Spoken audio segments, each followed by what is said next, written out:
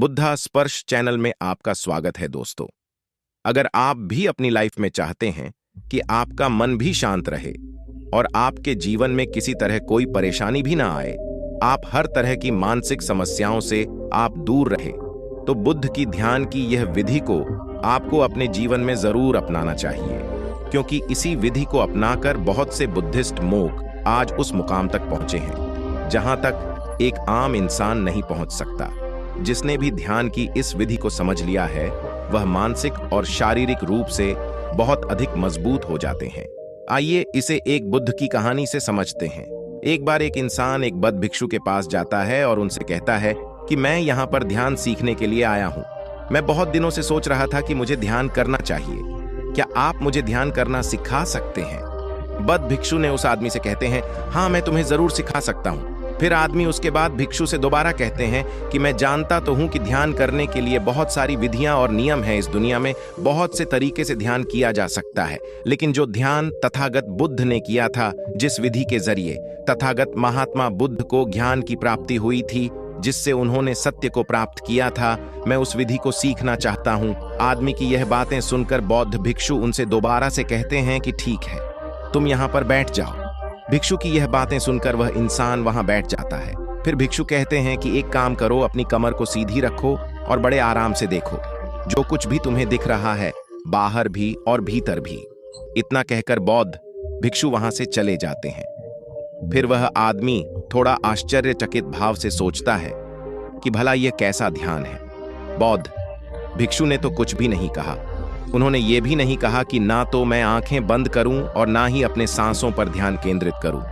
उन्होंने तो मुझे सिर्फ कहा कि देखो, बाहर भी और भीतर भी, लेकिन यहां तो सब बाहर है। फिर कुछ समय बाद वह बौद्ध भिक्षु उस व्यक्ति के पास आते हैं और व्यक्ति से पूछते हैं कि कैसा रहा तुम्हारा ध्यान विधि।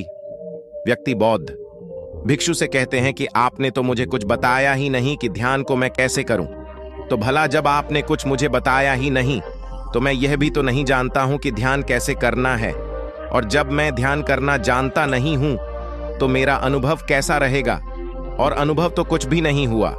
फिर वह व्यक्ति को दोबारा बौद्ध भिक्षु सिखाते हैं, जहां तक कि मैं जानता हूं कि तथागत बुद्ध ने विपाशा के द्वारा सत्य को प्राप्त किया था, परंतु मुझे यह नहीं लगता है कि आप मुझे उस विधि को बताना चाहते हैं।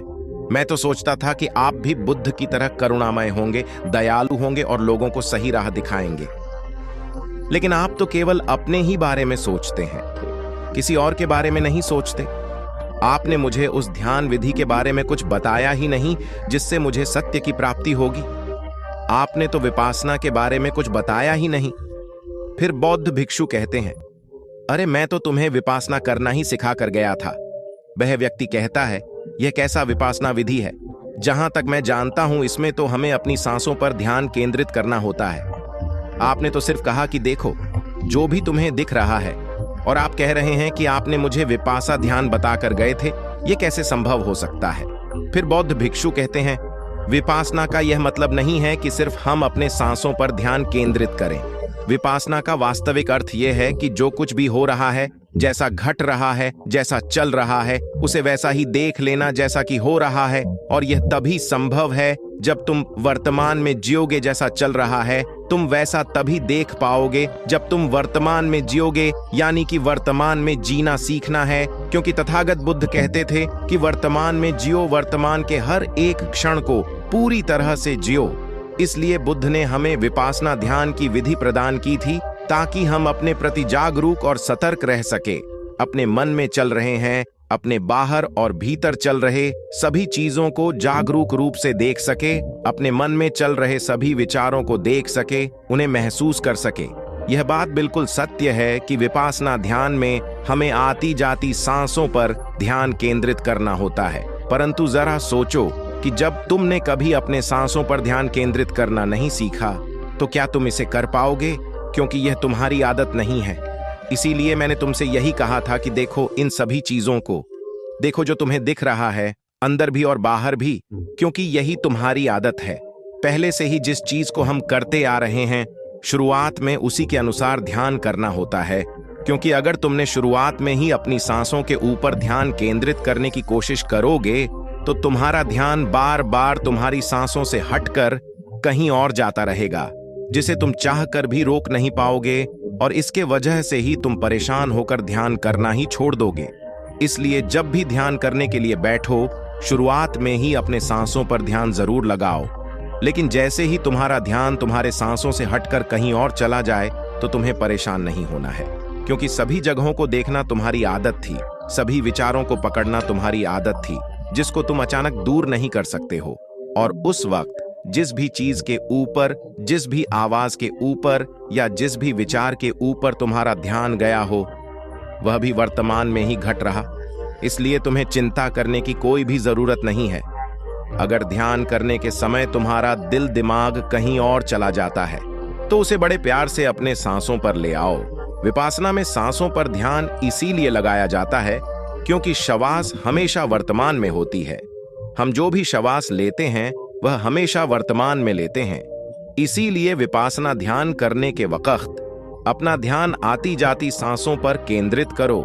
बौद्ध भिक्षु की बातें सुनकर वह आदमी दोबारा उनसे पूछता है, परंतु मैं ध्यान कहां पर करूं, अपनी सांसों पर या अपने विचारों पर? बौद्ध भिक्षु कहते हैं, शुरुआत में वहीं पर ध्यान करो जहां पर तुम्हारा ध्यान जाता है। तुम्हारा ध्यान जहां भी जा रहा है उसे वहां जाने दो। यदि तुम्हें लगता है कि तुम्हारा ध्यान सांसों पर केंद्रित हो रहा है तो उसे केंद्रित करो। यदि तुम्हें लगता है कि तुम अपने विचारों को देख सकते हो, उस पर ध्यान लगा सकते हो, तो अपने विचारों पर ध्यान लगाओ, क्योंकि सबसे पहले तुम्हें आदत बनानी होगी। ध्यान करने की आदत, ध्यान में बैठने की आदत। सबसे पहले तो तुम्हें एक संकल्प के साथ बैठना होगा और तुम्हें सिर्फ ध्यान करना है। इसके अलावा तुम्हें और कोई भी कोशिश नहीं करनी है। फिर धीरे धीरे जब तुम अपने श्वासों के भीतर ध्यान लगाने में समर्थ होने लगोगे, तब तुम्हारा मन भी पूरी तरह से शांत होने लगेगा और तुम विपासना में और भीतर चलते जाओगे।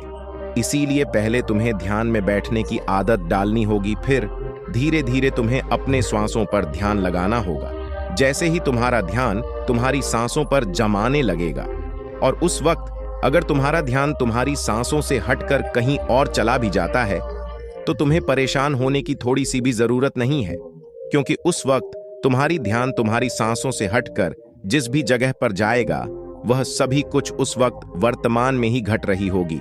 तुम्हें बस बड़े प्रेम से अपने ध्यान को वापस अपनी सांसों पर ले आना होगा।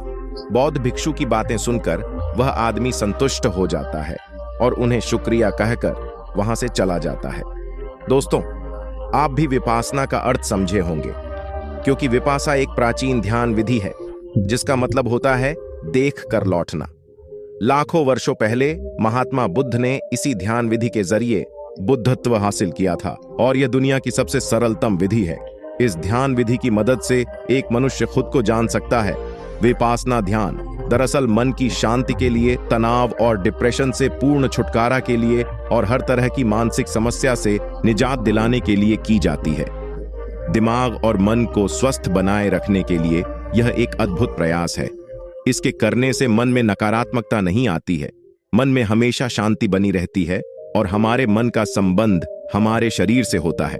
अगर हमारा मन ठीक है तो परिणाम स्वरूप हमारा शरीर भी निरोग रहता है। दोस्तों, उम्मीद करता हूं कि इस वीडियो से आपने बहुत कुछ सीखा होगा। क्या सीखा? कमेंट में अपनी बात जरूर रखें।